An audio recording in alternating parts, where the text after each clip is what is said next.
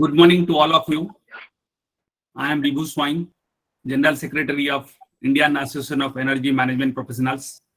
I am also one of the governing body member of Indian Association of Accredited Energy Auditors. So today we are starting our first program on P2P and B2B meeting for energy efficiency. The idea of this program is to celebrate our product, our services throughout the community, throughout the public, so that people can know about the small organization, about the medium organizations. Now, whoever in the profession of energy efficiency, energy conservation should feel proud that he and his company or she or her company is promoting the mission Sustainable India in a great way. Small contributions in the field of energy conservation, energy efficiency, no doubt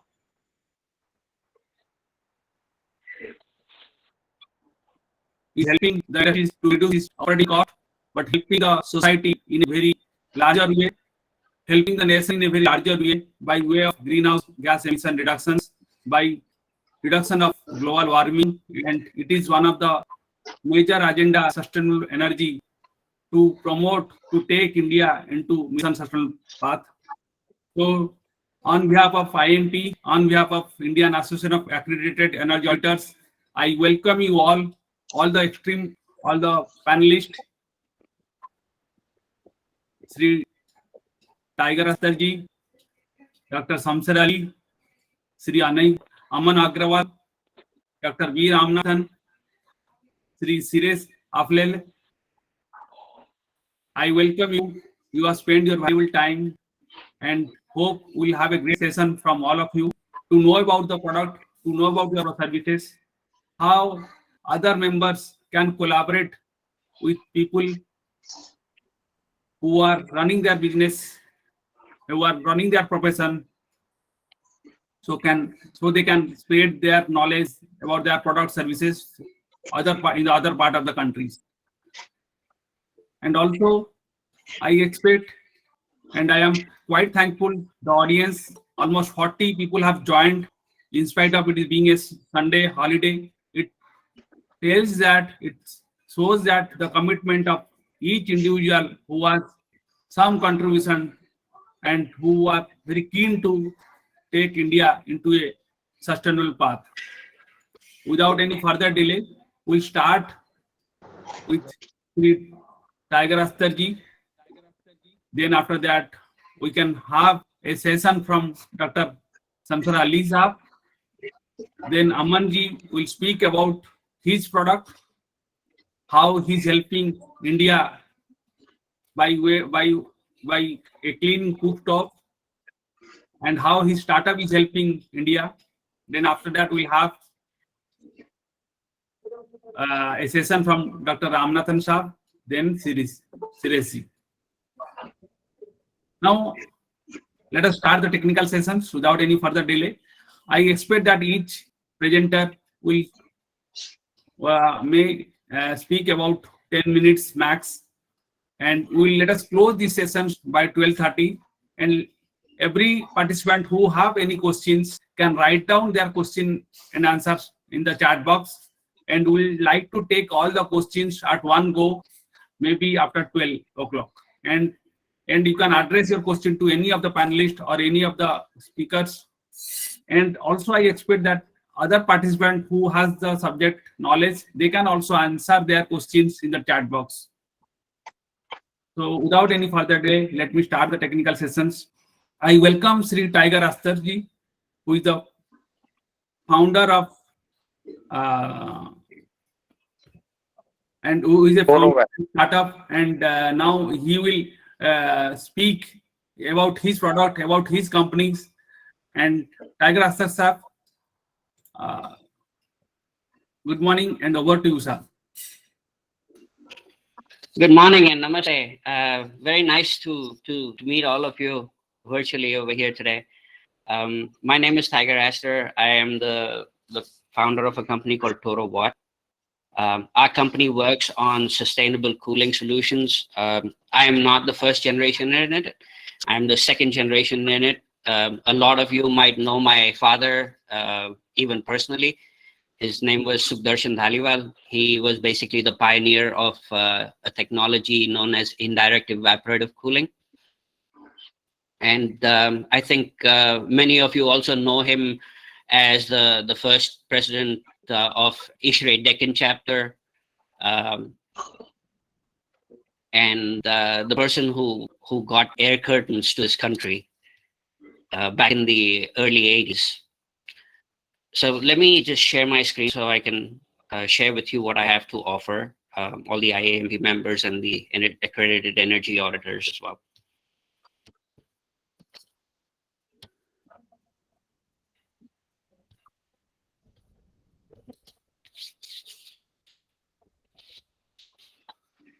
So my company has now come up with an eco-friendly, affordable cooling solution, which is deployable at a larger scale compared to customized solutions. This is a patented technology where we can cool spaces starting from 1,000 square feet upwards. When we talk about affordable cooling, we do not talk about air conditioning. There is a mid segment between a cooler and an air conditioner, and that's where the Ambiator comes in. So the Ambiator aims to provide 26 plus minus 2 degrees in peak summers where temperatures exceed 40 degrees centigrade, which is typically something that occurs all over India. Now, over the last couple of years, we've seen the importance of fresh air, especially with something like COVID hitting us and hitting us really hard with airborne viruses. So we decided to have a solution that can be used not only in an office setting or an industrial setting, but also can be used in a residential setting. These are 5-ton equivalent modules. In engineering speak, it's about 5,000 CMH or 3,000 CFM. Each unit consumes only 1 kilowatt of power, so that is something like 200 watts per ton.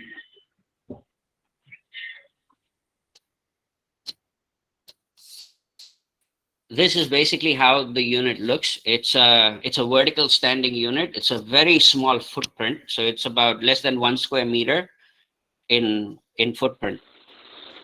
Whenever we need to have a larger capacity, the same unit can be replicated in an array format. So if you wanted 25 tons equivalent, you could put 5 units together. If you wanted 50 tons, you could put in 10 units together. So this allows scalability and also reduction in costs and basically better resource utilization.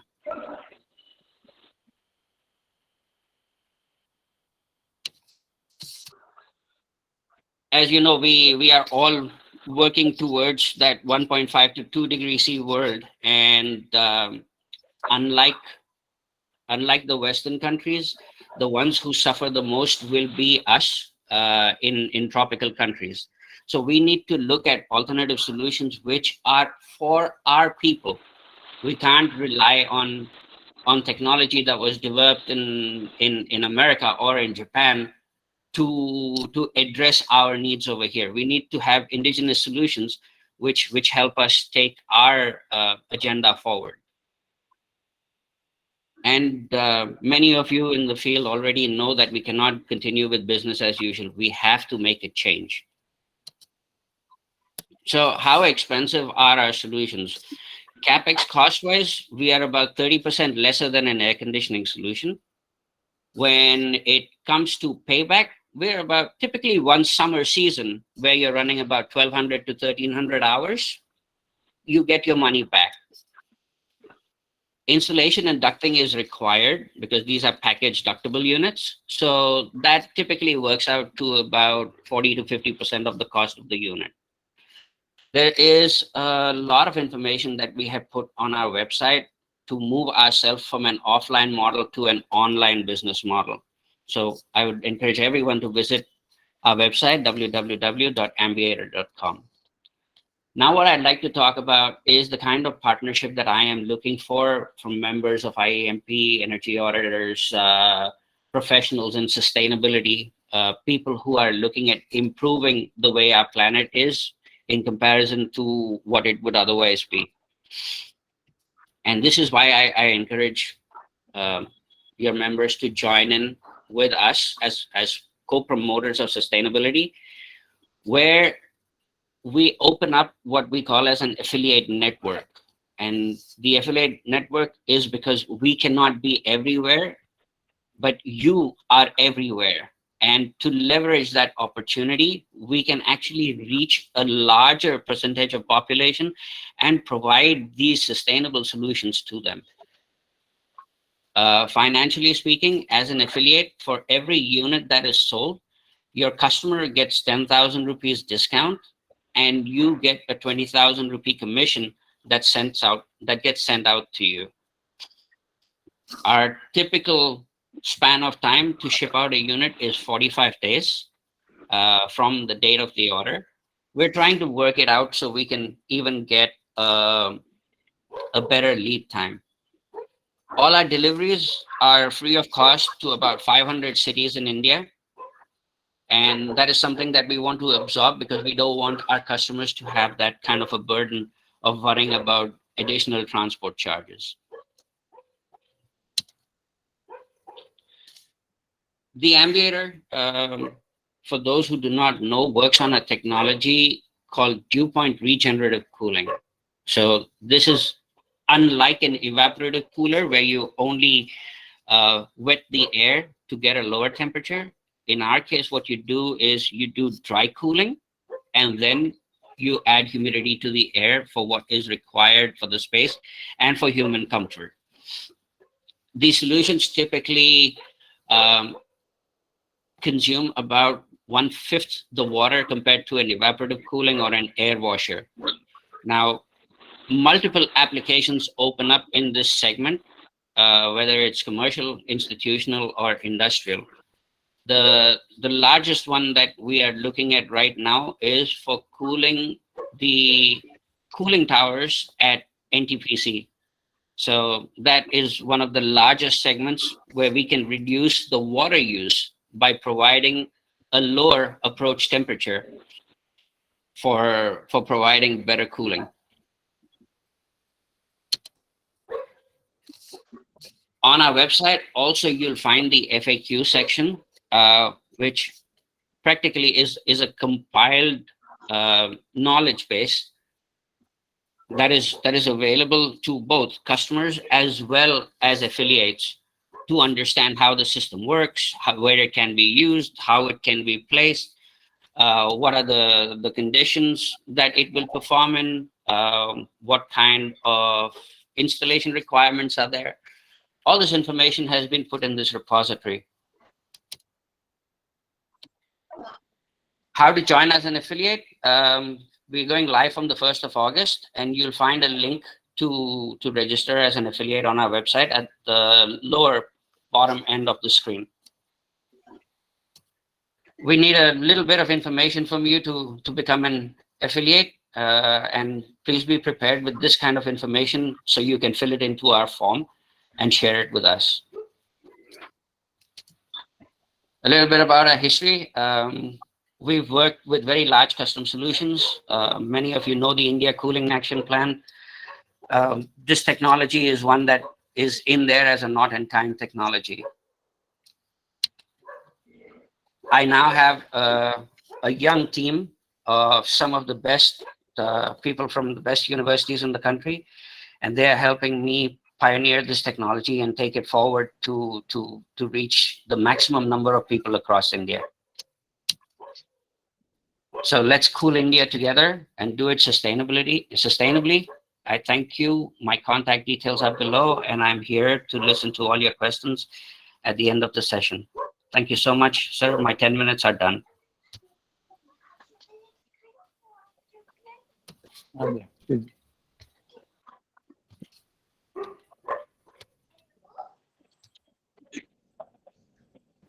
Thank you, Sri Tiger Asarji and very nice, very precise presentations, and very particular for the P2P and B2B meeting. And I hope people have enjoyed the sessions, and a lot of people, lot of energy professionals will be an affiliate of your emulator 5TS. And definitely there are few technical queries on the functionalities, technical specifications, and whether the size is correct and whether the reduced size are available or not. And we can take up those questions in the Q&A sessions. And in the meantime, anybody can write the chat box, and I hope Mr. Tiger will be able to answer in the chat box as well. So moving on to the second sessions, I invite Dr. Samsar Ali Saab. He is one of the life member of IMP, one of the energy stalwart, energy expert, and ex defense man, and he has a lot of vast knowledge and experience in energy efficiency setups. I hope he will deliver a session which is very much essential to all energy professionals and energy auditors of the country. Dr. Samsar Ali Saab. Good morning, everybody, for the introduction. I hope my voice is clear. I have a bad throat, so please bear with me if it is not very clear. No, sir, you are loud and clear. Okay, so thank you. Let me share my screen.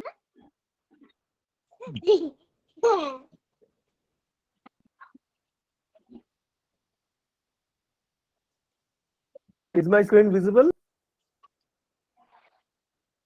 Thank you. Yes, sir. Thank you. I'm going to talk about a topic which nobody wants. Yep. Sir, Go ahead. can someone please mute everyone so that there should not be any disturbance from others? I'll do that. I'll do that.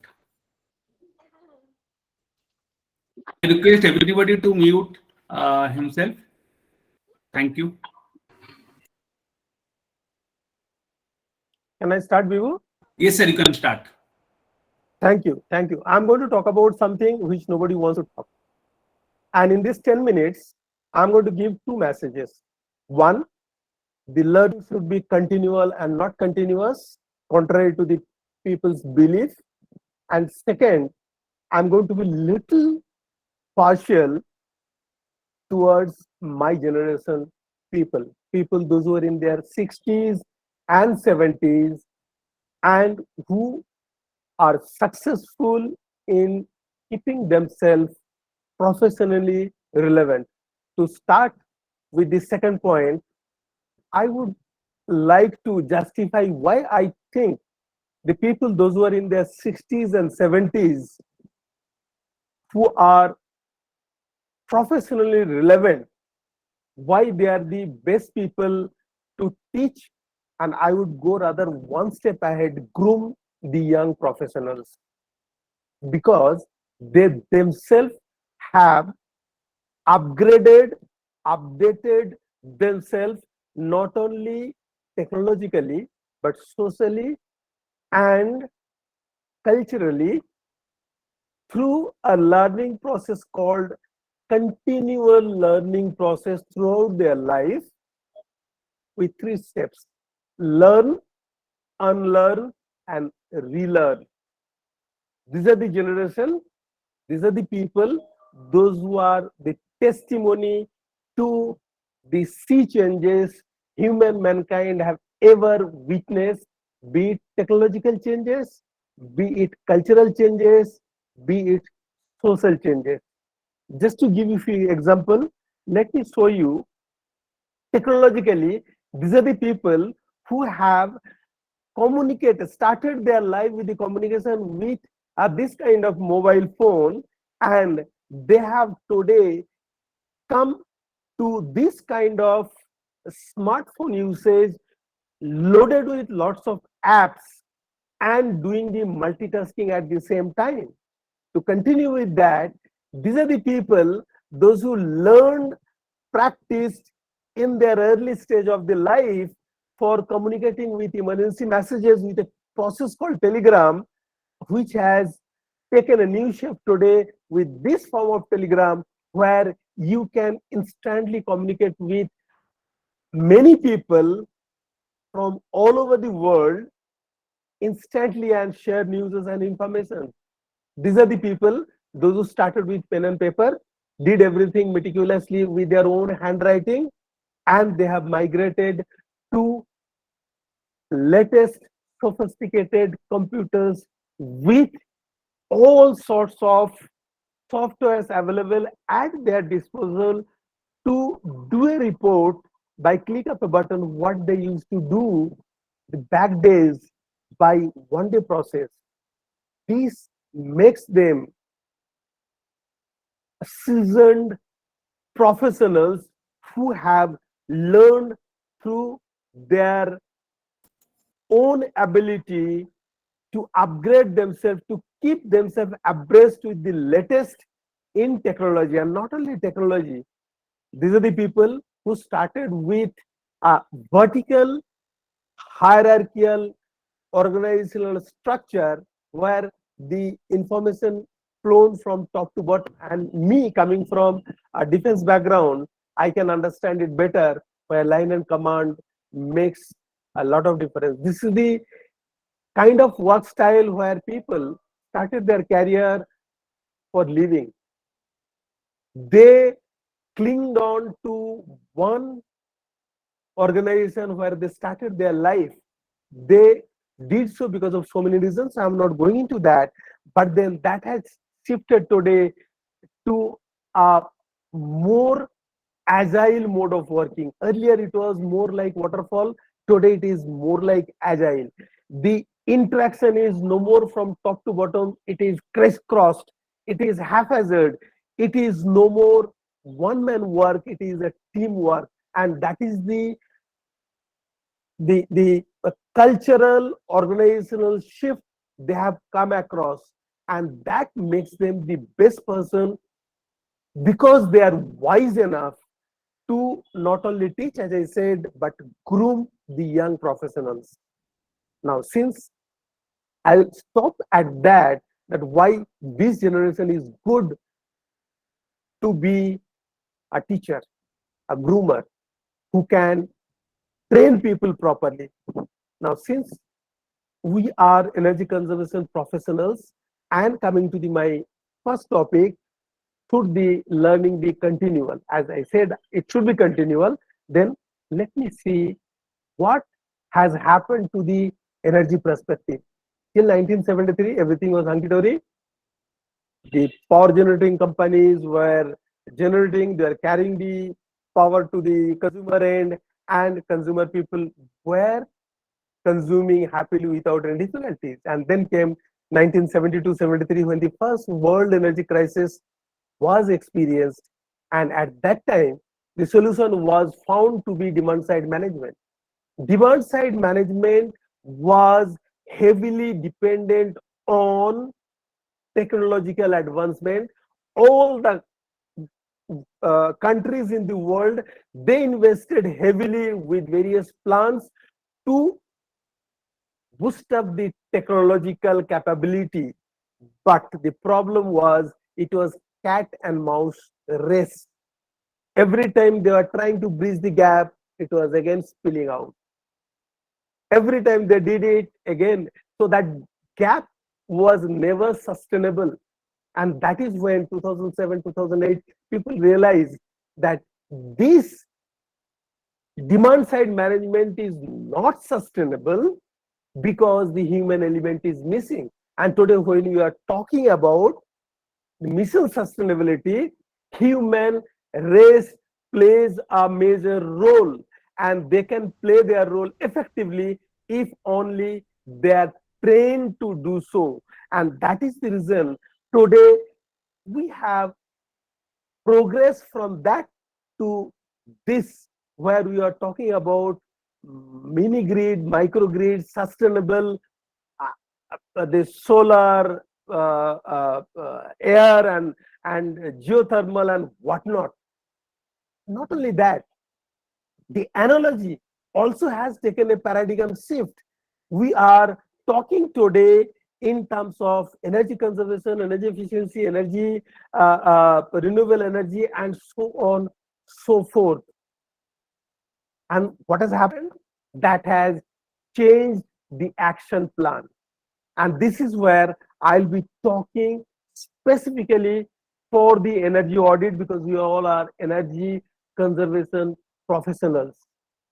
Today we come out with a lot of policies and theories and blah blah blah blah blah blah whatnot. I have got no problem with that. Energy audit process, theory, policy, whatnot, I have no problem with that. Do it the way you want to do, you can do. But then my problem is with this pie chart. Today every organization, sorry, every energy audit will have this pie chart. And I have a serious problem with this pie chart because of continuous learning and not continual learning. Yes. Okay, thank you. This is slide I was telling. On that right side pie chart, I have problem with that pie chart. Now, if any one of you seeing any problem, don't have to say, can you raise your hand if you see the problem? Because this is the pie chart which has got the problem, and it is because only and only because of continuous learning and not continual learning. And if I have to draw a parallel, I will draw a parallel with Indian driving practice. Many Indians, they first get the driving license and then they learn driving. And we see the chaos on the road because they feel the way they think that is the rule and that is how it should be done, which is absolutely utter nonsense. I'm sorry to use that word, but then that is the fact. And here what we see, every report, I'm talking, you pick up any energy audit report, you will find this pie chart and it has got serious flaws. Now, if you are not able to figure it out, compressor, thermal, process, maintenance, whatnot. Can you move to the next slide, please? Picture that pie chart in your mind and see this reality. It is a process. I have shown a block diagram. On the left hand side, you have got the input. On the right hand side, you have the output from that process. On the top, you have got the system losses because of the system or machine inefficiencies. And at the bottom, you have got wastage and pilferage, theft, whatever you call it. Now, if you are doing an energy audit, you are measuring and accounting for it. If you are giving 100 units of energy, you should be able to account for 100 units of energy, how much has gone with the output, how much is wasted because of the inefficiency, how much has got wasted because of the leakage, pilferage, theft, whatnot. Does that pie chart show that? It does not show the loss because of inefficiencies. It does not show the losses because of the wastage, pilferage, and all that. And that is the flaws, because these are done in a very haphazard manner, and that happens because of certain things. I would like to highlight 3-4 items. If any of you have seen these items in any report, I'm talking about around 95% report, they do not have these details. You will not find energy balance. It's convenient for them. They don't show it because they don't bother. They don't give the basis of calculation, which raises questions and ambiguity. Next slide, please. Next slide. No, I'm not going to the next slide. Be there. They do not talk about what is the measurement and verification practice to be followed to verify the projected savings, because every facility will not have the measuring facilities where how it is to be connected. They are doing the audit, they are giving a projected savings. They should also say at this place, this is how you should be measuring it and calculating to come to that savings. They don't say that. They fail to give an implementation plan. One might ask, why implementation plan? Because implementation plan has got both technological and commercial impact. Because of shortage of time, I will not go into that details, but I'll give you an example. A lighting will have a positive impact on AC load. AC load will have a positive impact on transformer corrections. And if these are done in right sequence, there will be a positive economic impact. This is not done. And I will consider a report, quality report, if the auditor says that I am projecting 3 years payback period for the energy conservation measures that I am suggesting, and the tentative cash flow is likely to be like this. And when you do that, you are partially able to finance the consequent, the successive energy conservation measures. These are missing, and that is the reason we need to learn, relearn, unlearn, and relearn to keep ourselves up to date. And that is why I say learning should be continual and not continuous and forget once for all. Next slide. Vivu, next slide, please. I have written in last 5 years more than 18 papers, but then here I have listed. Vivu, next slide, please. Vivu, I have written more than 18 papers. And here I have listed 18 papers. Vivu, can you hear me? Vivu, can you hear me?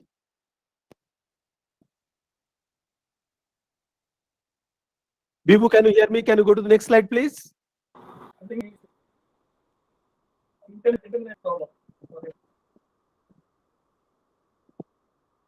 I have written more than 18 papers. And in that, here I have listed only 18 papers which are relevant to energy conservation practices, energy conservation measures, and related topics. Vivu, can you move to the next slide, please? Are you able to? No. Vibhu is left. Possibly now we are seeing your face Vivu on is the there. screen. Vivu is there. Vivu is there.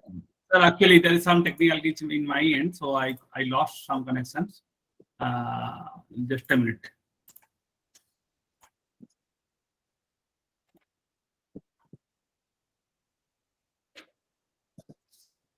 I hope it is visible now. This is the next slide. Yes. Here I have listed 9 publication, and next slide has got 9 publication. And this is where, if you see the no, the other one. Go the previous slide. Yes, in this slide, if you see that 8 paper, it is on that incident, 5th of April 2020 evening, 9 o'clock, when the lights were switched off in Indian homes. Lot of papers were written. It opened the Pandora's box to the people, those who are technologically always alert and ready to learn. A lot of papers were written on environment, energy saving, grid stability, grid management, and whatnot. I also wrote a paper, learning from switching off light at the time of COVID-19. And I have taken a clue from there, what can be inculcated in our own life. If you see the paper number 2, a future coal-based thermal power plant in India, it is a dead horse. They have lived, they have done their part, but then still people today talk about coal-based power plant. Friends, fossil fuel, as per the known reserve, will not last more than a century. And if we go by the available carbon space and continual usage of fossil fuel, we have another 60-70 years or so carbon space availability. After that, you all will cease to survive. Next slide, Vivu. In this next slide, no. Before that. We are almost close. Sir, Yeah. This. Yes. We are running some things. Yeah, I know. So these are the few publications. Vivu, not that. This I have a point to make here. My topic number, the paper number 3, 4, and 5. These are very, very relevant papers, and I wish somebody in the government, clothed with authority, read these papers. These are addressing the burning issues. The third paper, it has the capability to make any movement sustainable. Fourth paper, it talks about cradle to grave. There are gaps, voids, those are to be addressed. And the fifth paper, it talks about the perennial shift from L1 concept to by the technological superior model, done away with that L1 concept and buy on the basis of technological superiority and see it as an investment and not expenditure. With that, I close. I hope you got the message, and sorry for the inconvenience of the technological, but then we need to live with that. Thank you very much, Bingo. Over to you. Thank you, sir. A point well taken that energy auditor, energy professional has to learn, relearn, and it is a continuous activities. And there are a lot of technological advancement has also come in between. So everybody's senior, juniors, and all the professionals have to keep them updated with the technologies and with the knowledge and achieve the desire to learn and relearn. And in this context, we are doing this program so that everybody will be at par and knowledge will be handy. Now, thank you, Dr. Samsar Ali sir. And almost we have consumed a lot of time. So there are some technical difficulties as well. I am sorry for that. And now coming to the next sessions, I request Sri Aman Aman Agrawal ji. He is the founder, CEO of REXSG, and he has developed his own startups. And he will share showcase about his product, clean stove. I request Aman Agrawal ji to make his presentation, maybe short and slight, so that we can give a good amount of time for others and Right, sir. also have and answer Right. sessions. Right. Thank you so much, sir. I didn't know that so many stalwarts will be there and session would be this storming. Right now, and see sir from Ace International, Shamsher sir's session was a very nice thing, and Tiger sir's presentation was fantabulous. Now I'll share my screen and I'll share the PPT very quickly. Right. Yes, yes, please. I think my screen is visible now. Right.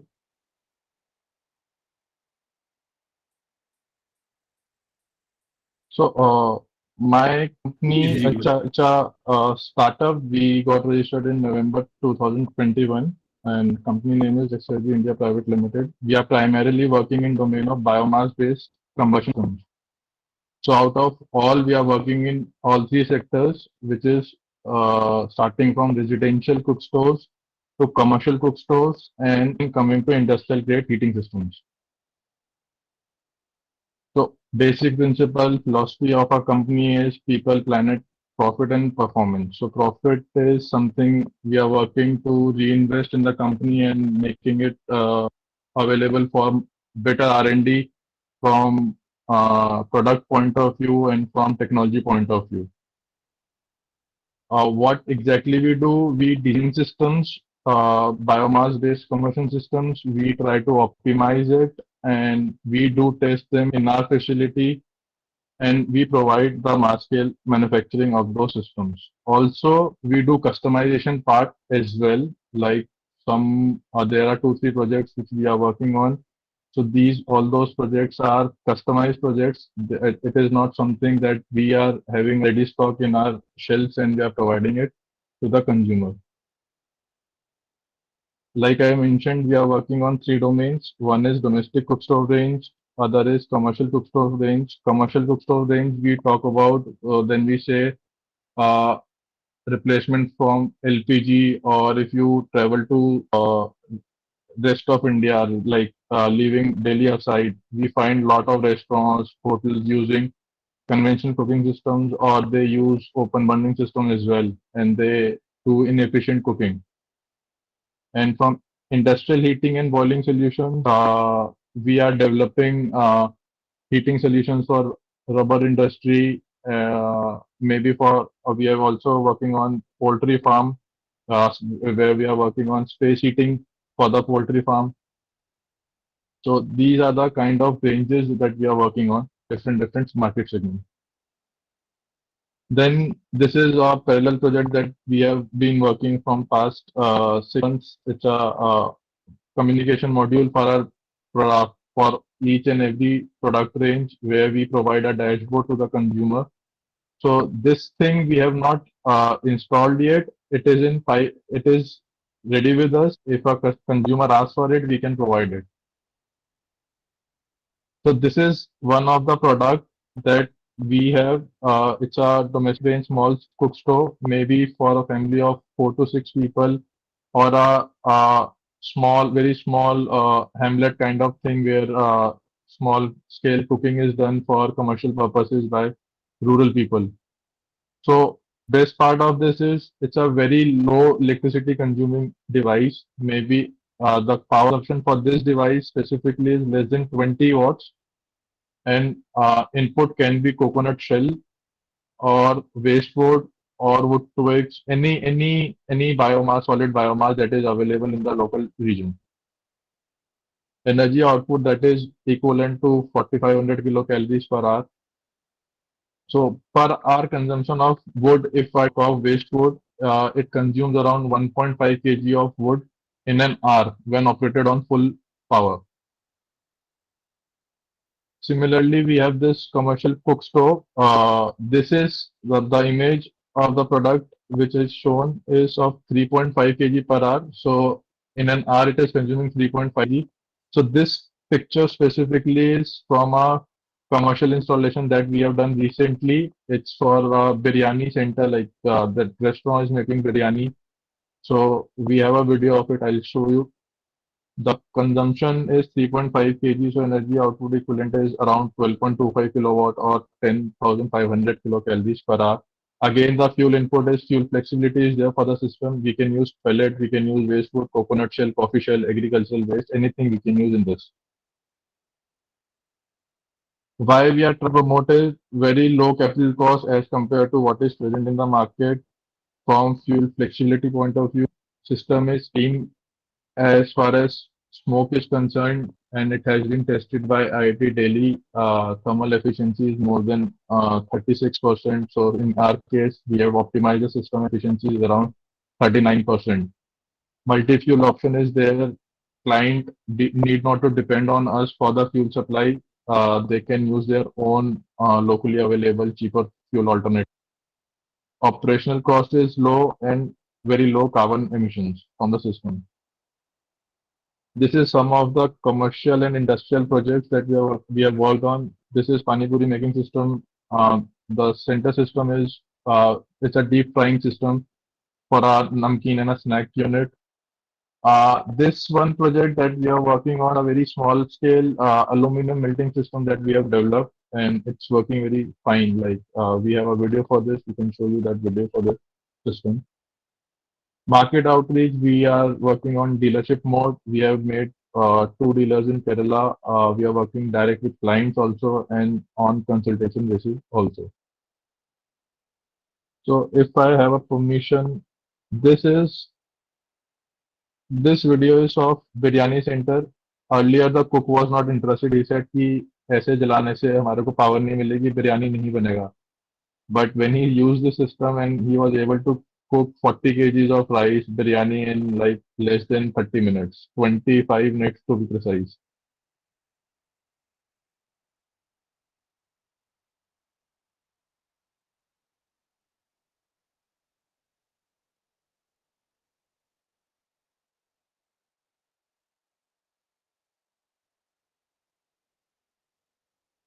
This one is deep frying system.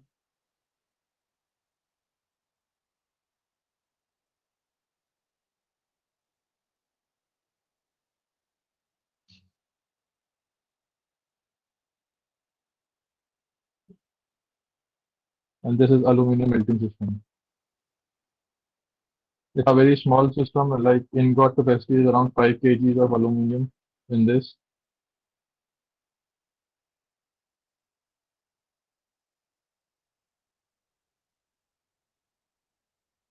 What we do, technology is patented by a mentor. We have a license for it. We are working day and night on developing several products which are low maintenance, low operation cost products.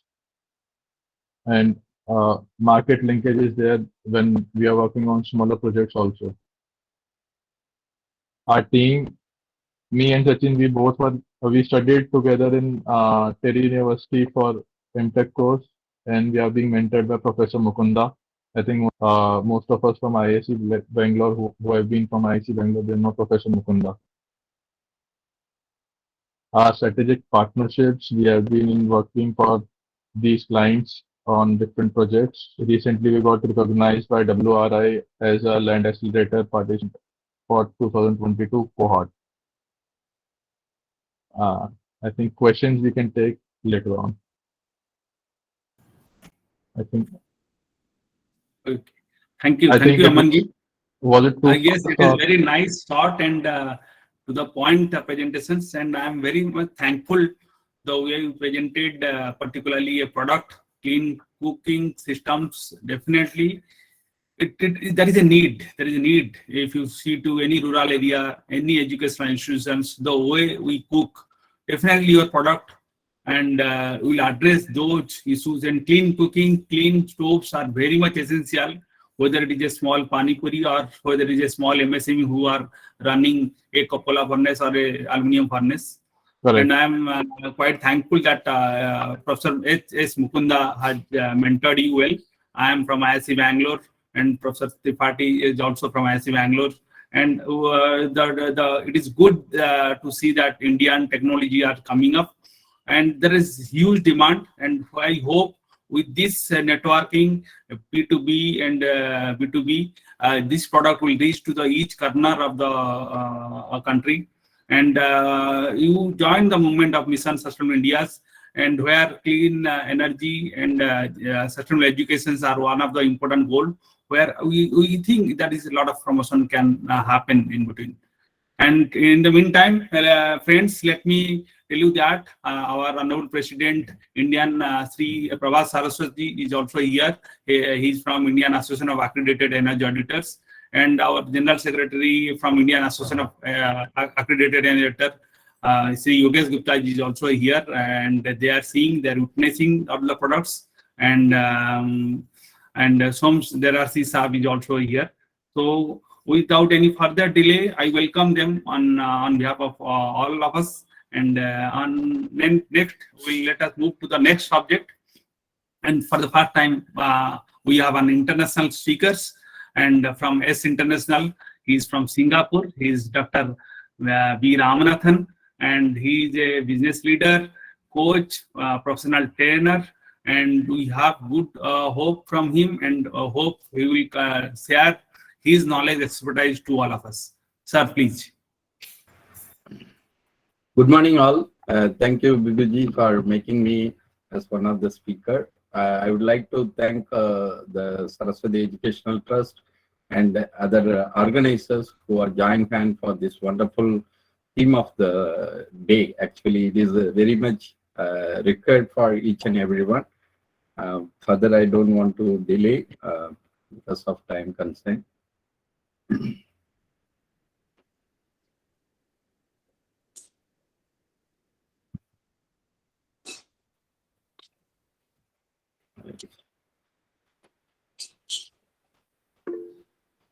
You want me to run the PPT? Yeah, I'm. Can you see? Okay. Yes, we can see now. It has come beautifully. Yes. Myself, Dr. B. Ramanathan. I am the founder and managing director of ACE International Private Limited, Singapore. Today, my topic of the presentation is energy efficient smart city initiatives.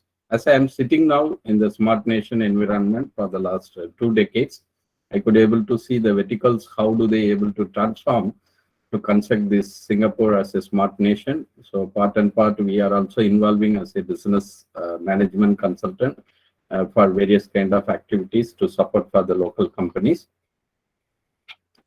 Smart city have so many components, so many involvements, so many action plans and other things. It is having its own industry sectors, security and the governance sector.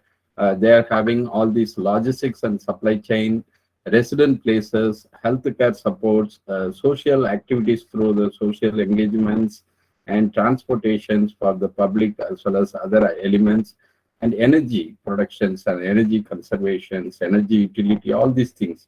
So we could not able to segregate the normal living to the smart city living, because there are a lot of elements they are making the change in smart living conditions. How do they able to make a safe, healthy and hygiene? Because as of now we are also endorsing this word hygiene because of the COVID-19 spread all over the world hit. And smart mobility, many people, they are thinking how do they able to exceed the fuel consumption or the cost of the energy what they are spending for the money. Now it is a very small thing for them to manage with the renewable energy source, electric car, or the vehicles we can use the batteries. As of now, everywhere the electric vehicles are promoting for its own because of the fossil fuel consumption as well as the rate.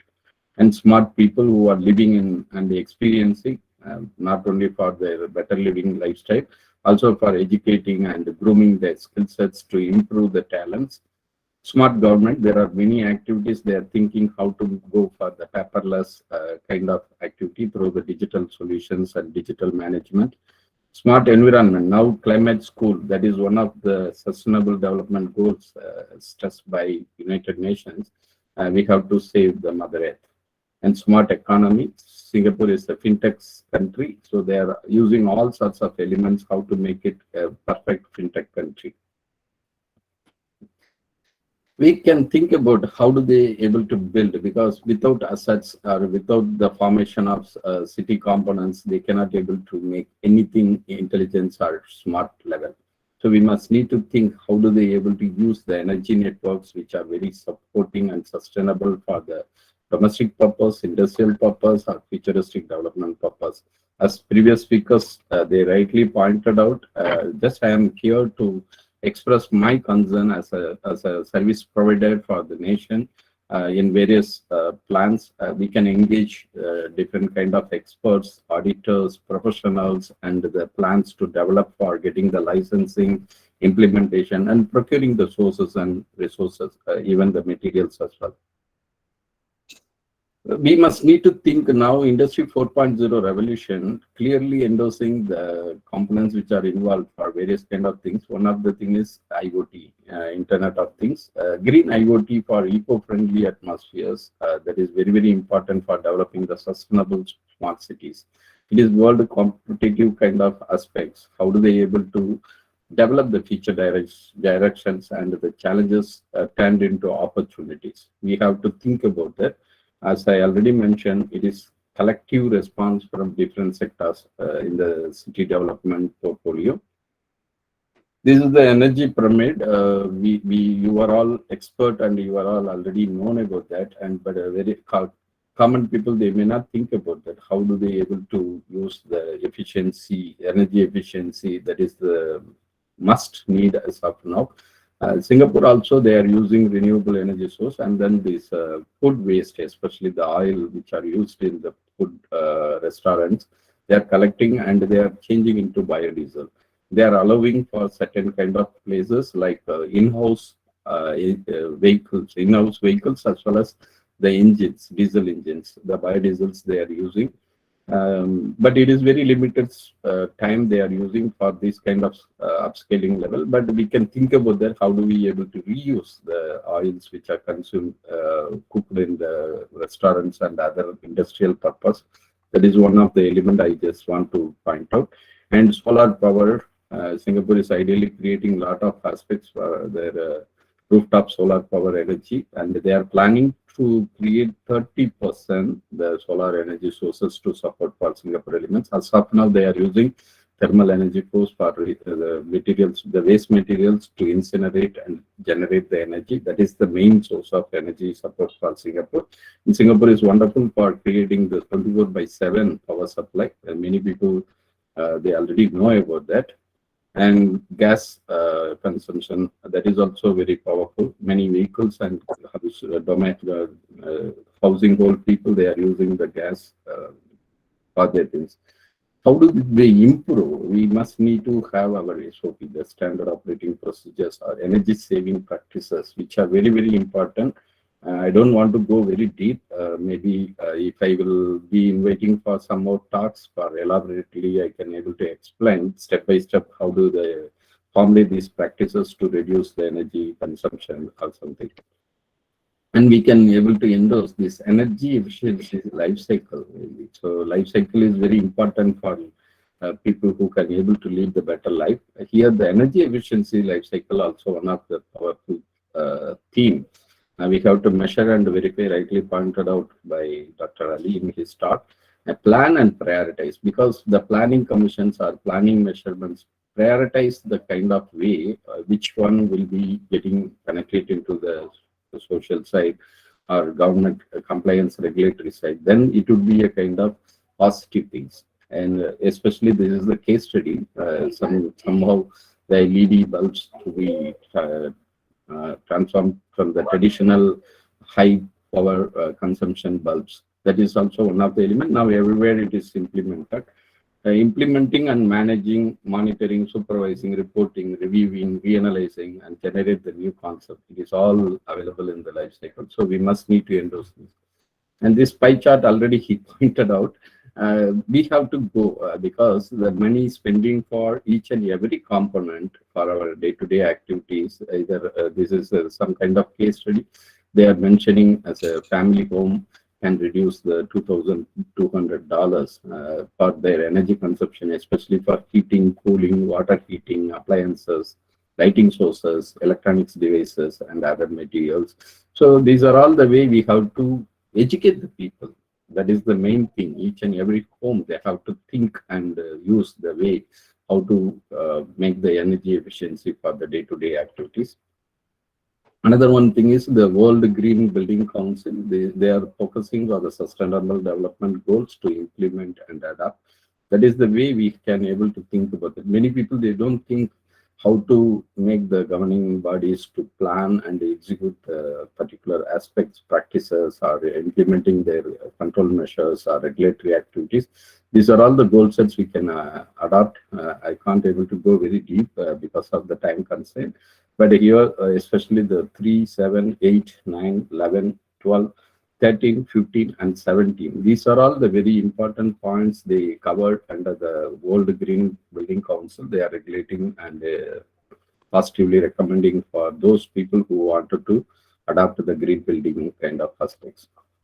Energy efficiency at homes, because rightly pointed out by the speakers, every home must need to endorse committed for this, how to save the energy, how to make ourselves to live better life and give the way for the futuristic generation not to be getting exploited from the natural sources.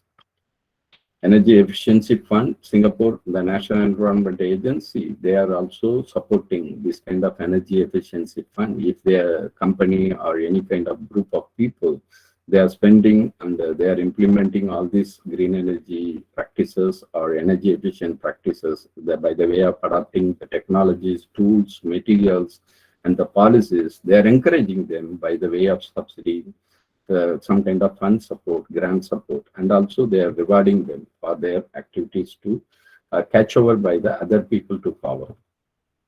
And future of Singapore's energy story, they are also well planned and futuristic focused because Singapore is a very small, tiny island when compared to India and other places.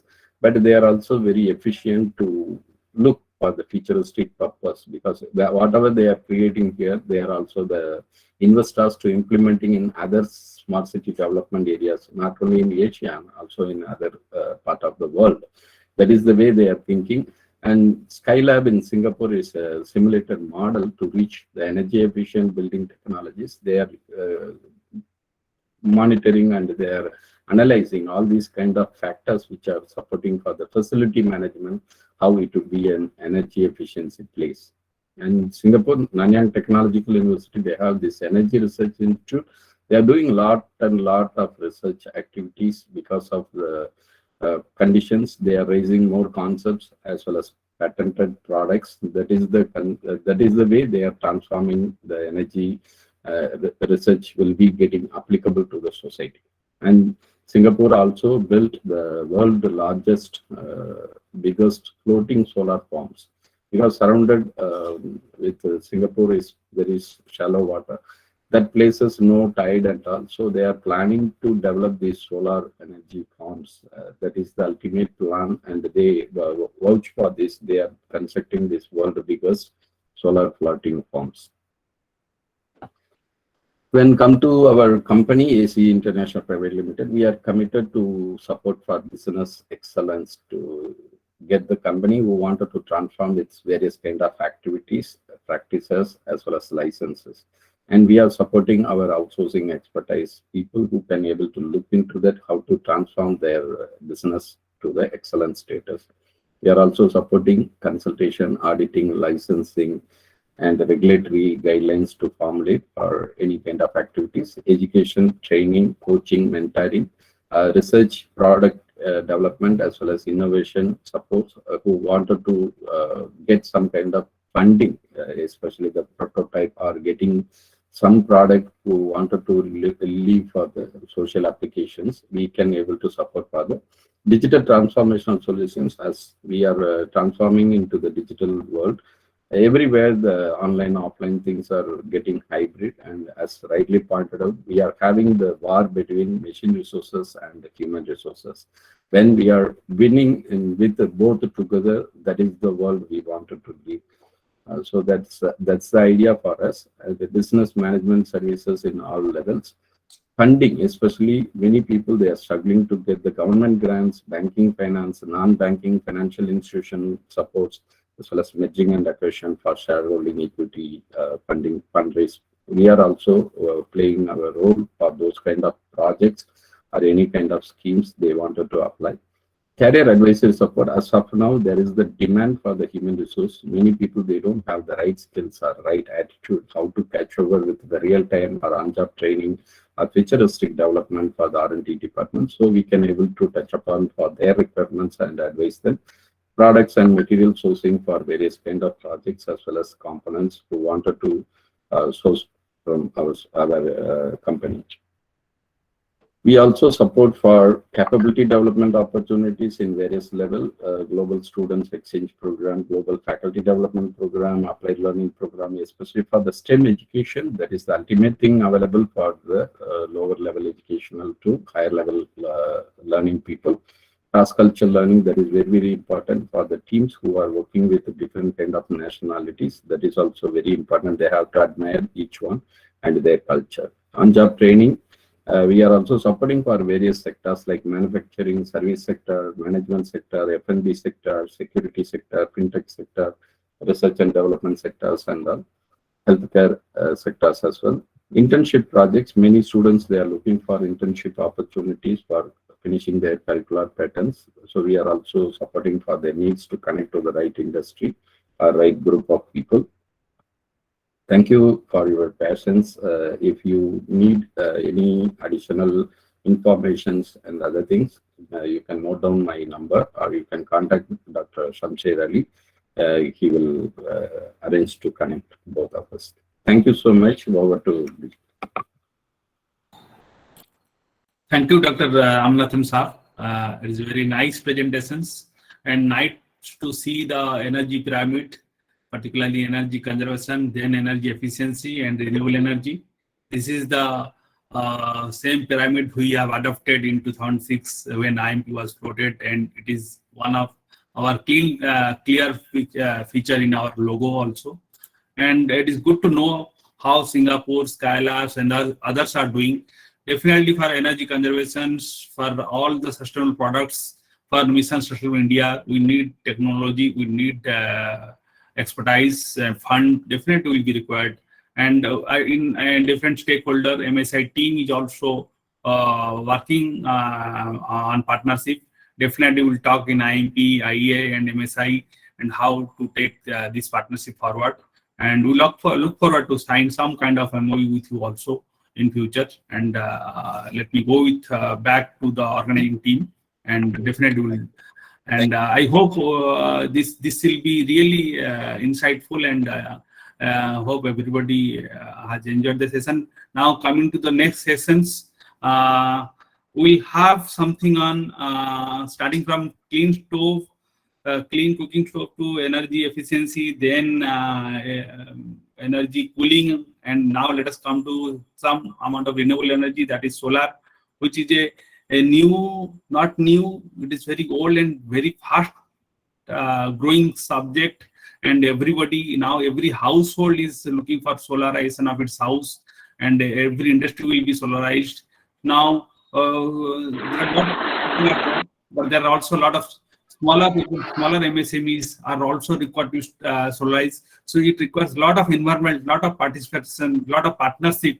And I hope Suresh Aflaji, who is the director of Tejonidhi Infra Private Limited, will speak about his product, about his services. Suresh Saab, welcome to the sessions, and over to you, sir. If you want to present your slide, I can do that. Okay, sir, I'll do it. Yeah, please. I Okay, request sir. you Okay. to start my presentation.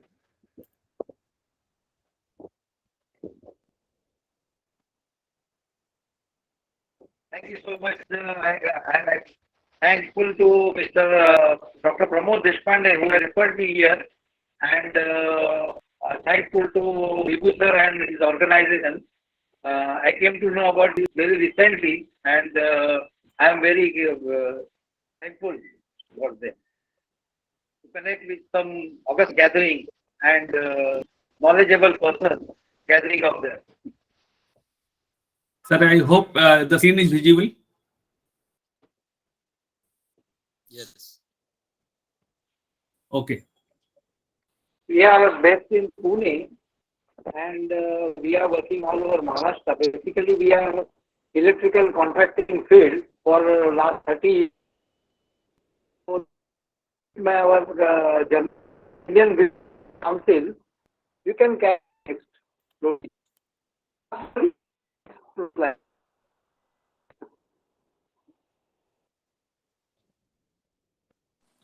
Voice is breaking, and So slowly you can change the slide.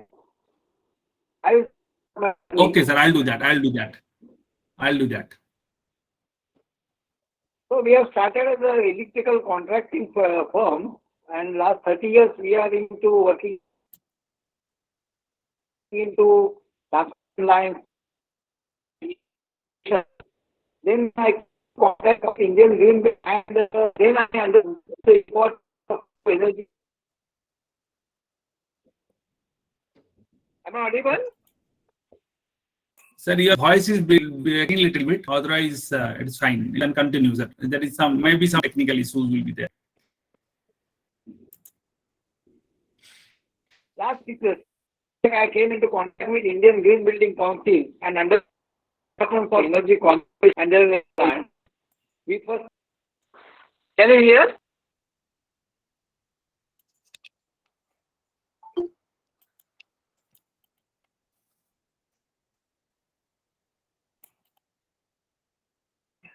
Yes, sir. Yes, audible. Audible, sir. Please go on.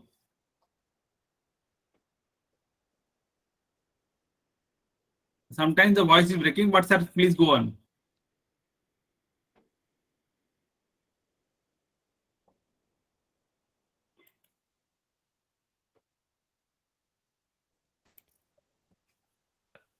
Srishti, please close your video and just keep your audio only on.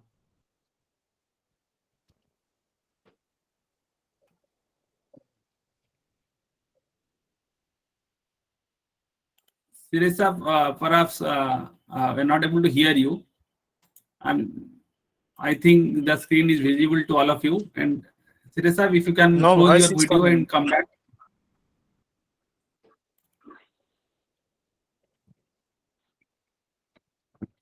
So basically, they are into solar installations, contracting, and they are into.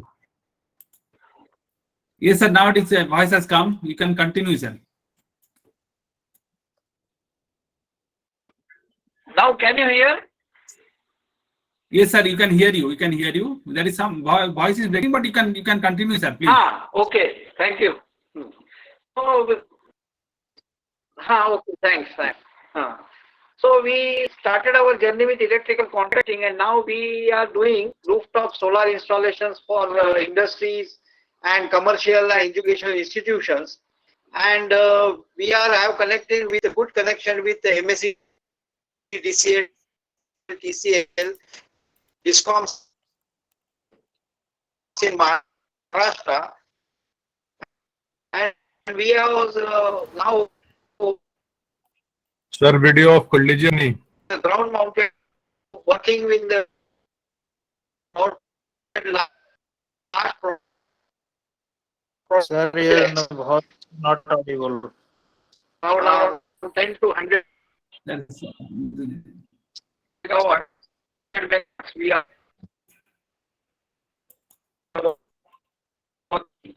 and we are and giving offering in and service from right selection of land yes, sir. Sir, yeah. to final the power to the evacuation over Maharashtra, and we have many and MNCs. Our Nila want to here I'm also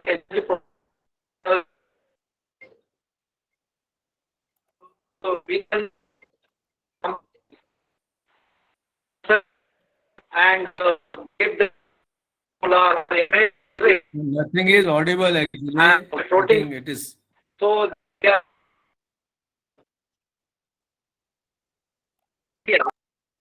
Okay, so basically, I understand there might be some technical issues, network issue from Sirius end, and I hope he is trying to make a clear point that they are into Tejanati Infra is into solar business, they are into electrical contracting, and they are though operating in Maharashtra, but through this B2B meeting, they are aiming to make their business visible in Pan India, and they want a global presence as well as. I understand any MSME of today's will become a MNC in future, and they as an energy auditor, energy professionals, definitely we can advise and give some certain options to the client about solar project, and we need some connectivity. Partnership is very much essential in any energy profession or any profession.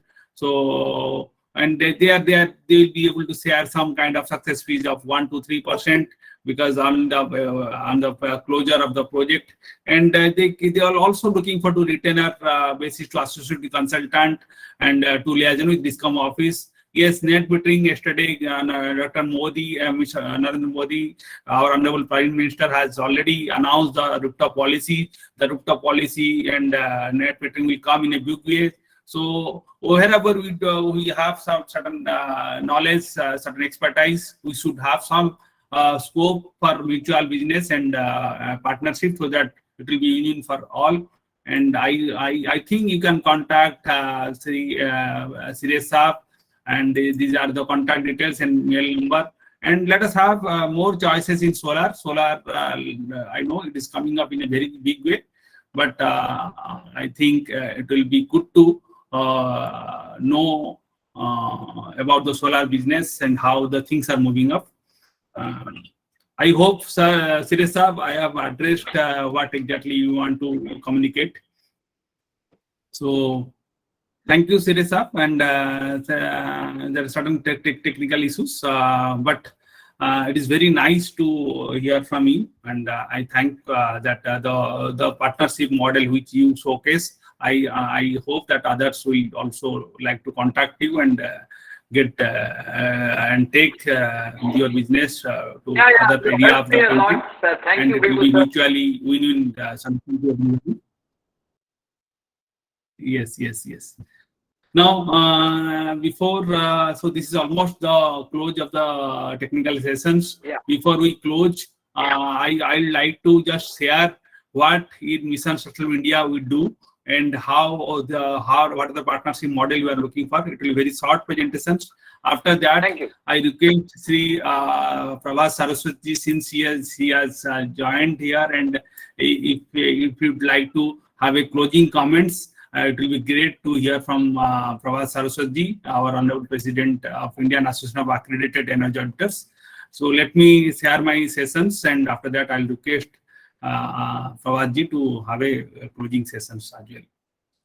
So Thank you, Vibhuji.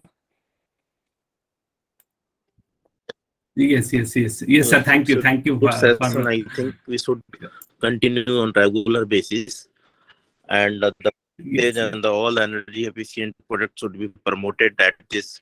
Even the technology wise we should promote. Commercially can be worked out at later stage. But what are the technologies are available for energy efficiency point of view? We should discuss in such a group. So now I think I wish all the best to all the teams and the association, and Mr. Bibhuji especially, who is very dedicated person for organizing such type of workshop. And I wish you all the best. Thank you. Thank you, sir. Thank you. Now, I hope the screen is visible to all of you. Yes. Yes. Has it come? Yes. Yes. Thank you all. Basically, the Mission Social India's it is a missions for the nation, and we have prepared the vision document to take India to a sustainable development path. IMP is leading organizations, and Indian Association of Accredited Energy Auditors is also supporting Mission Social India in a great way. And the vision document, has been published by a lot of peoples, and major of the contribution goes to Sunil Sood and Grihasakya Kendra. And it has been supported by Trust, by B Friend Groups, Econar, and PowerTech, where I belong. Now, what is exactly about sustainable development? Now, basically, we want to transform our world, our nation, so that no one is left behind. If you see, the rich-poor gap is widening up. Now, a lot of down the line are being left behind. So India cannot be prosperous, cannot be a sustainable nation if we leave those people who are in the bottom line, and they need our help. So basically, MSI is about what nation we want, what state we want, what cities, villages, towns we want, and what communities, families. Basically, what life we intend to have, whether it is. And we have mixtured and we have put together all the sustainable goals of SDG 2030 into MSI, so that it will be a holistic approach. And we have not considered any silo approach. We believe in partnership. We believe in that it should be a win-win situation for everybody, starting from no poverty, zero hunger, good health, gender equality, life on land. All the 17 goals we try to address. We brainstorm for the last 3 years. We are continuously brainstorming those issues, and through genuine expert and trying to capitalize, trying to writing down the notes, try to make a vision document. And friends, after a gap of 2 to 3 years of huge brainstorming, we have could prepare the vision document, volume 1 and volume 2. We are immensely thankful to Sri Sunil Sood Saab and other volunteers, other experts who have really contributed hard to make this vision document. And this is basically an initiative to prepare a time-bound and actionable plan how we can take India, our Bharat, to a sustainable development path. And we believe in 5P. 5P means planet, people, peace, prosperity, and partnership. Now, in the vision document, if you see, and we all request to be partner to contribute to the missions by way of some amount of energy, kind, cash. And here we in the vision document, if you see, we have proposed structural changes in governance, bureaucracy, judiciary, and education. Because we believe the more we talk about sustainable energy, sustainable water, sustainable manufacturing, but unless we do some structural changes in governance, bureaucracy, judiciary, and education, we will not able to achieve the sustainable in other technical areas. Now, for that, we strongly believe that Indian nations and the citizens of India are the central pillar of democracy to exercise their duties, and they can bring these structural changes. Nobody else. We have 4 pillars, but the central pillar, that is the sustainable citizens, are the one of the important pillar, and they need to particularly exercise their rights and as well as exercise and do their duty, discharge their duties. Now, if you see 6W and 1H, basically what, why, when, how of MSI. Now, it is basically, what do you mean by sustainable development? Basically, it has to be need-based. It should not be greed-based. Now, our whole aim that it has to be need-based.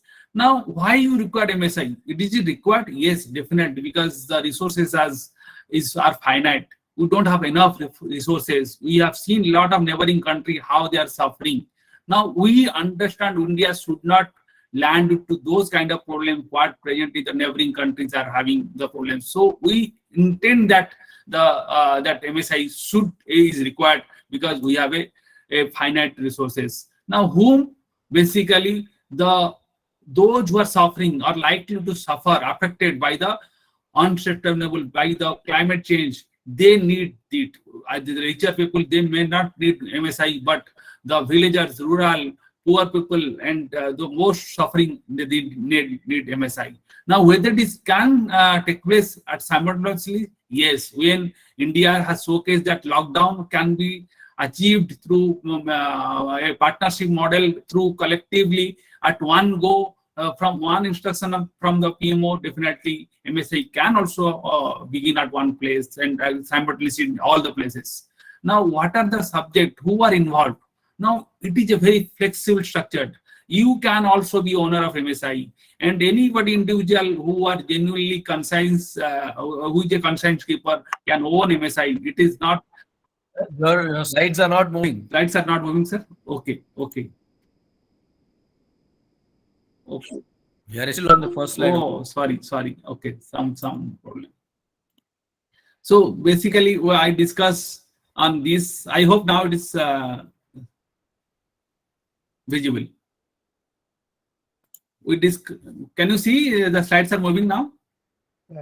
Yes. Okay. So we discuss what is MSI. Then we discussed the 6W and 1H. And we are discussing whom it should happen, what place it should begin, and who are involved in MSI. Basically, these are the group of volunteers, and it is an attempt to co-work and who might be located in various parts of the countries, and anybody can be owner of MSI and contribute for MSI.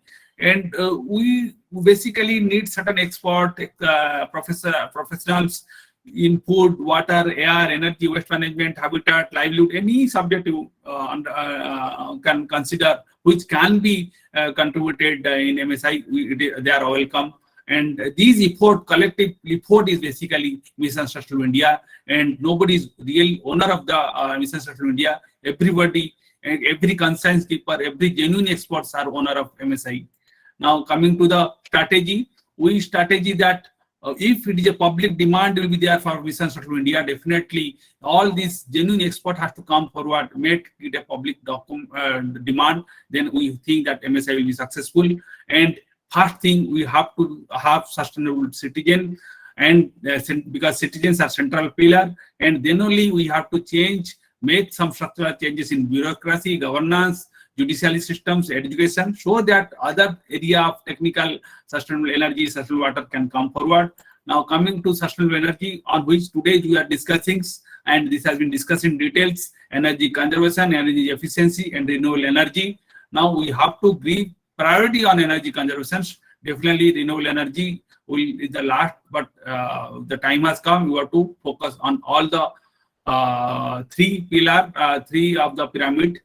Now, for participation, you can contact Sunil Sood, and who is the national convener. There are a lot of, if you can visit the LinkedIn site, and there is a website of sustainablebharat.org, and thanks to Ikonar, who has really contributed hard, and you can donate through trust.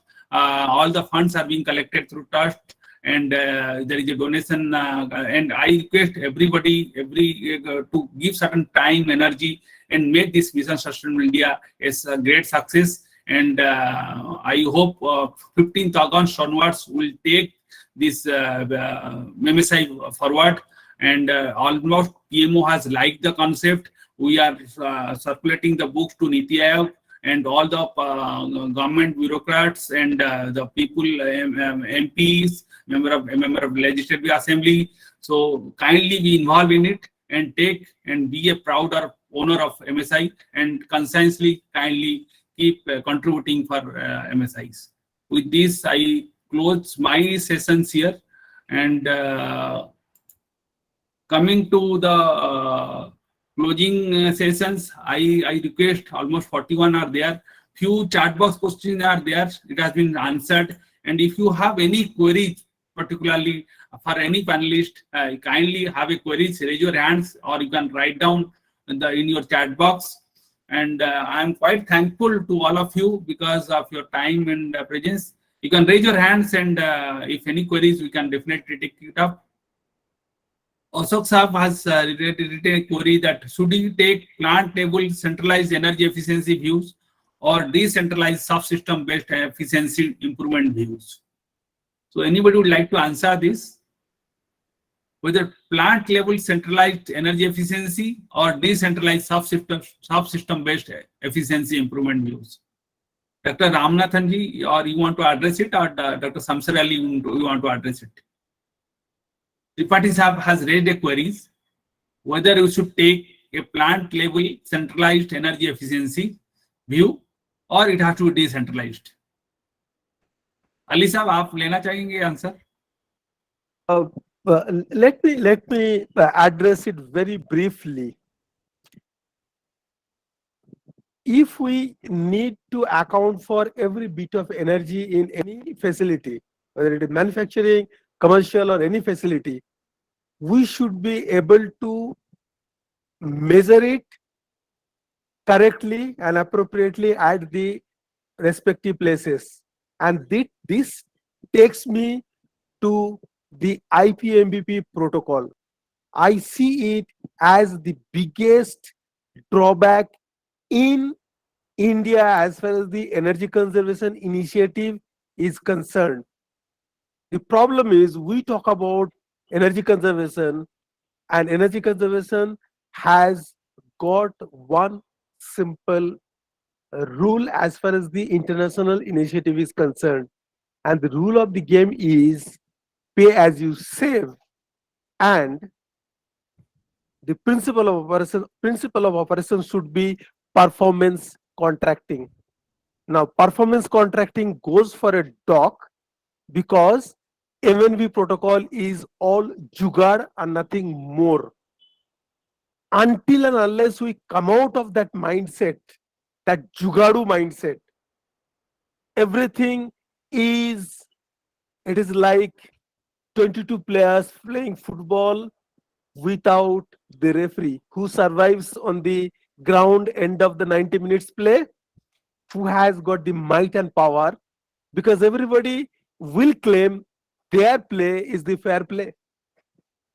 That is what is, I'm sorry to use this harsh word, but then that is the reality. If we are able to measure it correctly, quantify it correctly in localized places, automatically the factory level accounting will fall in its place. We don't have to do anything else. Okay. How you look at it, it is up to you. Well taken, I sir. hope Got the message. Basically, yes, definitely. For any energy efficiency, it has to be a gravity flow. There has to be some commitment at the central level, maybe some kind of energy action plan or energy consumption plan. At the top level, energy consumption cell member and energy policy at central level, some kind amount of budget at central level.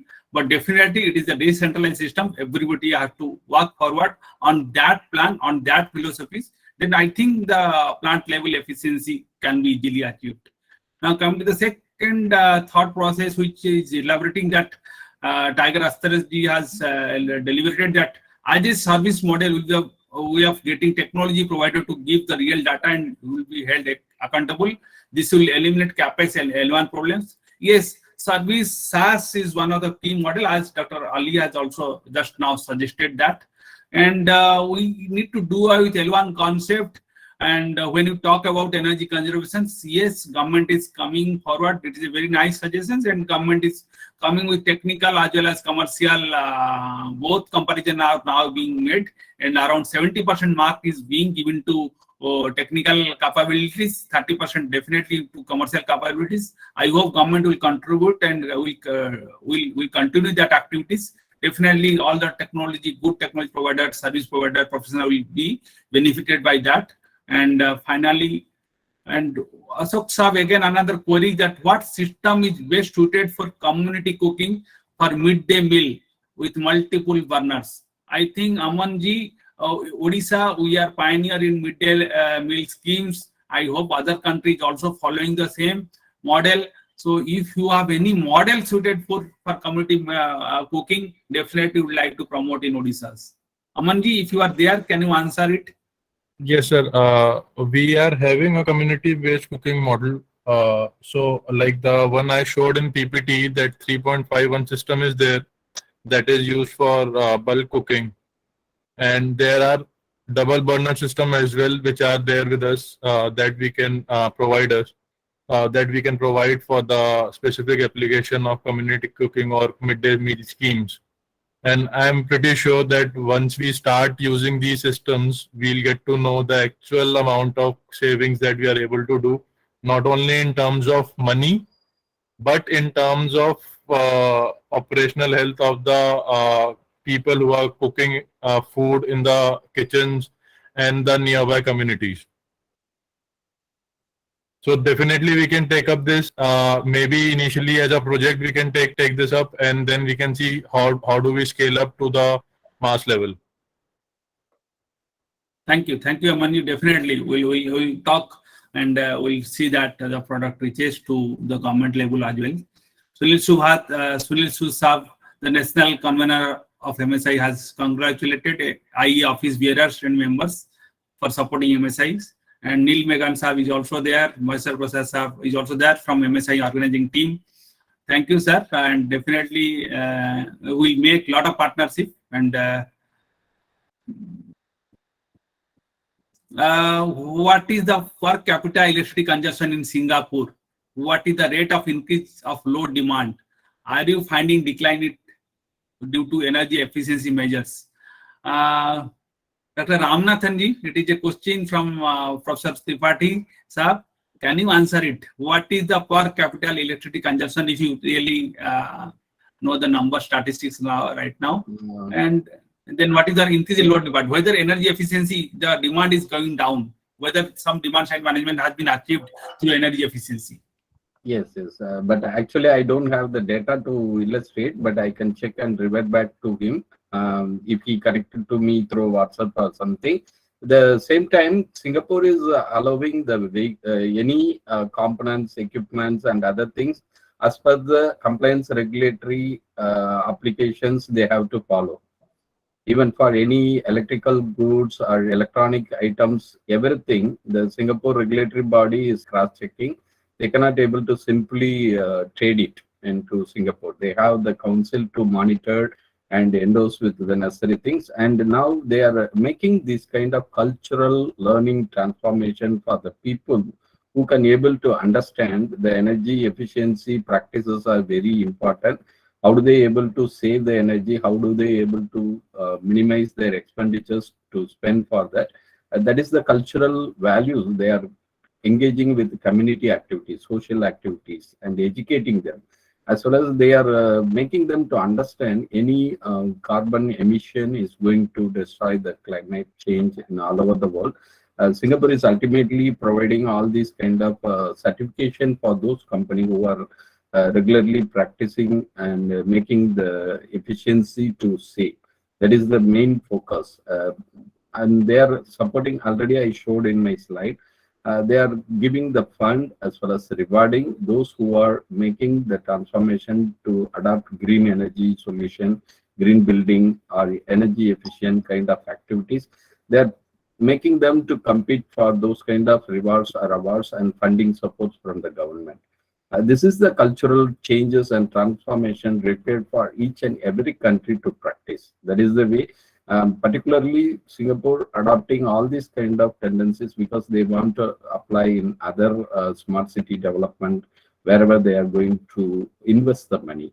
Because Singapore is one of the best global investors for many countries who are referring for infrastructure facilities development and the country's development. So they are also using these kind of winning strategies and the formulations which are very useful and applicable like Singapore to other countries, and especially in India as well.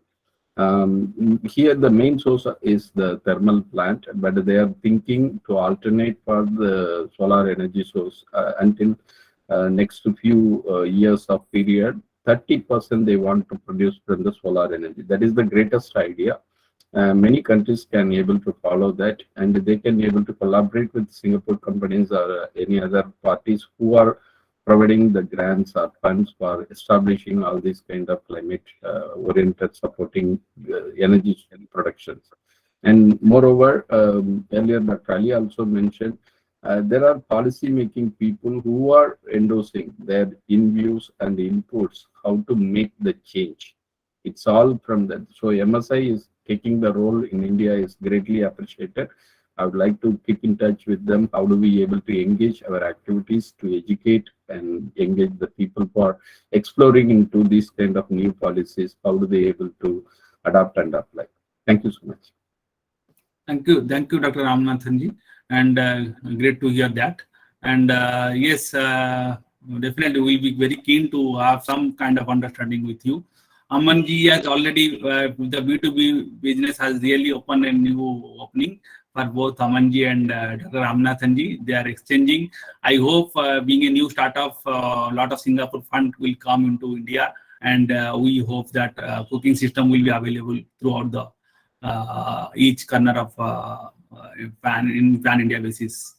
Now coming to the Sundar Rajanji, and he has actually congratulated and MSI. Thank you, sir. And Ashok Seturaman Saab has also congratulated and for success of P2P and B2B approach. Thank you, and I hope, sir, you will take your contest in right perspective. We'll see that this energy monitoring, energy efficiency vendors will give their presentation, and definitely they will have some mutual business opportunities in B2B model. And Mr. Saab has also congratulated to all the speakers, including Neil Megan Saab. Seriously has given a nice presentation, but we could not hear. But definitely, a lot of people will come forward. And again, Samsar Ali Saab has, you can follow him in LinkedIn and know about all his articles. And Tiger Astarji has also requested to visit his website. I hope everybody will be his affiliate, and a good margin is being offered. And we'll also know about a lot of other technologies. Santosh Jena Saab has also another query to Mr. Aman. Amanji, kindly elaborate what are the advantages of clean cooktop compared to the conventional one, particularly on the technical aspect. As far as the energy efficiency and main part definitely will be there, but kindly explain on that. If you can, already okay, you have already written in chat box. I can detail it over here if it is required. Please do that. So I don't know when sir is saying conventional, so what he is referring to? Is he referring to conventional wood stove or a normal LPG stove? So if the reference is with normal LPG stove, then I think we have seen in past 1 year how the LPG prices have risen, and we don't see that they are going to reduce to any levels in near future. And for a very basic point of view, from whether it's a community kitchen or it's a small household or it's a restaurant, a major cost of consuming LPG is a great cost. And also with our system, what we are trying to do is we are giving the fuel flexibility in the hands of the consumer. So if today they are using wood waste, and tomorrow they are getting some other densified biomass agricultural waste, whether from their field or from their friend's field, maybe for free of cost or maybe a very low price of 2 rupees, 3 rupees, they have that option to use it. So they are not bound that they are going to opt for a single fuel specific machine. So I think that is the best option if we are able to give user the open-endedness to use the system the way he or she wants. And also from efficiency point of view, system has been tested several times in different labs. IIT Delhi, it has been tested. Then third-party testing has also been done. Reports can be produced. That is not an issue for us. And we have seen the thermal efficiency is more than 39% for our systems as of now. Okay. Okay. Thank you, Amanji. Now we are almost close to the sessions. We have heard Prabhat Saraswatji for his wishing all of best for these sessions.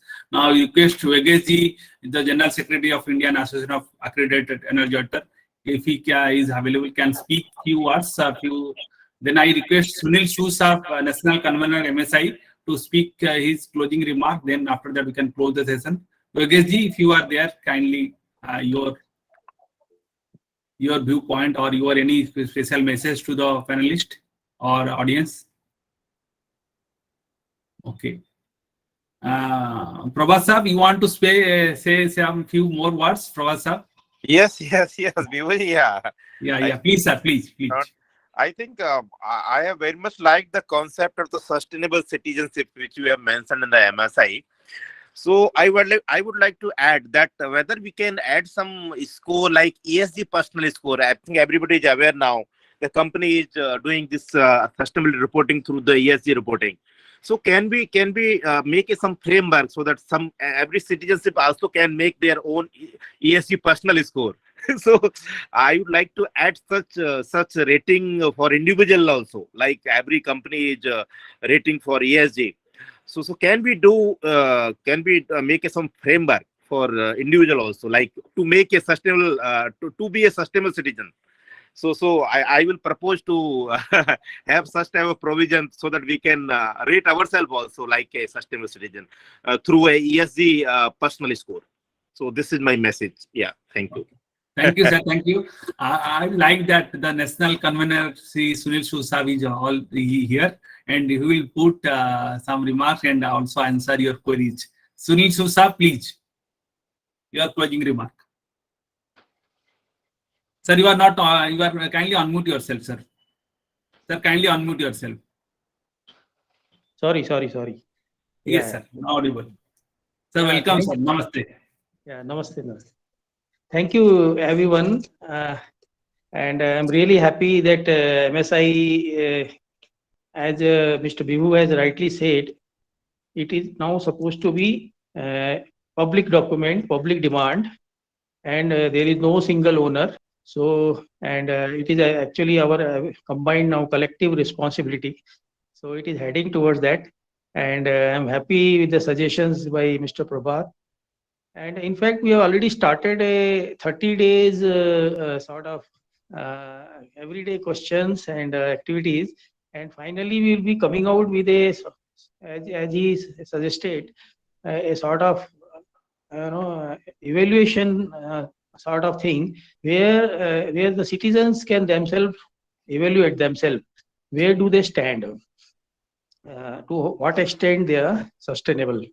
And of course, it will be small steps, but our emphasis is that everyone should take together. Means it should be a collective actions, because individual actions are not going to help anymore. We have seen that individual actions are not helping. So we need to take collective actions from top down to bottom up, and adopt this holistic approach where we are clearly saying that every activity has to be aligned with 5 Ps. See, we have simplified it actually, that if you whatever you do, if it is not economically viable, if it is not socially acceptable, if it is not environmentally benign, if it does not foster peace, and if it is not a collective action, means not as a team, then it is not sustainable.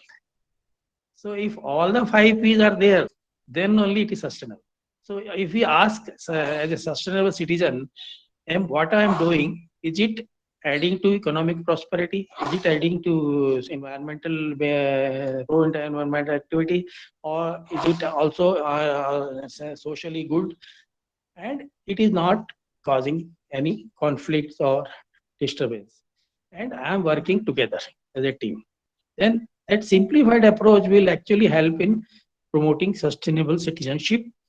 And then sustainable citizens are there, then they will be able to make governance sustainable, bureaucracy sustainable, then judiciary and education. Because unlike what UN Sustainable Development Goal has done, they have only come out with 17 goals, but they are conveniently, intentionally, I would say, have not mentioned about governance, they have not mentioned about bureaucracy, they have not mentioned of judiciary, they have not mentioned about mass media.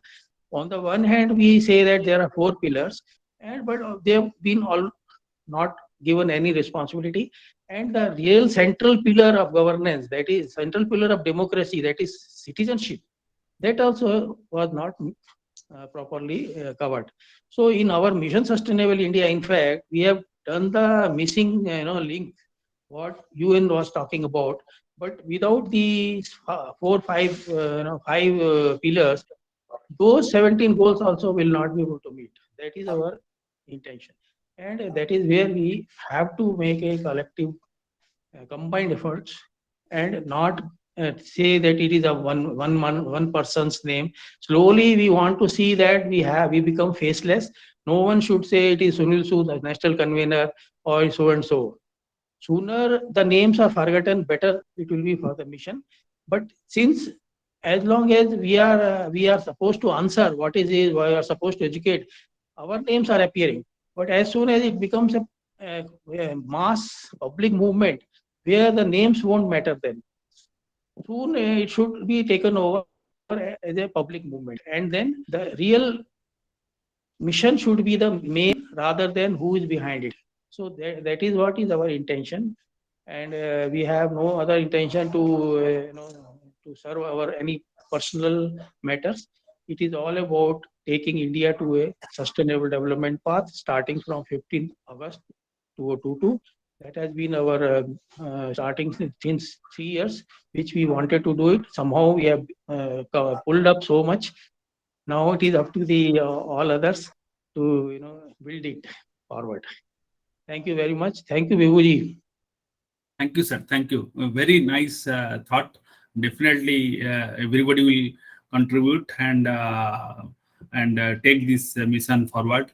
And anybody who is not aware of the missions, kindly log into the LinkedIn site of Trust, Saraswati Educational Charitable Trust. Also, there is a website, Sustainable Bharat, and you can contribute. You can be a WhatsApp group member of Sustainable Citizen Group. Kindly do that. Kindly contribute in cash and kind. And we need certain funds also to make the mission to take forward the missions. And with these closing comments, and I am quite thankful to all of you. Being a Sunday, you have come all.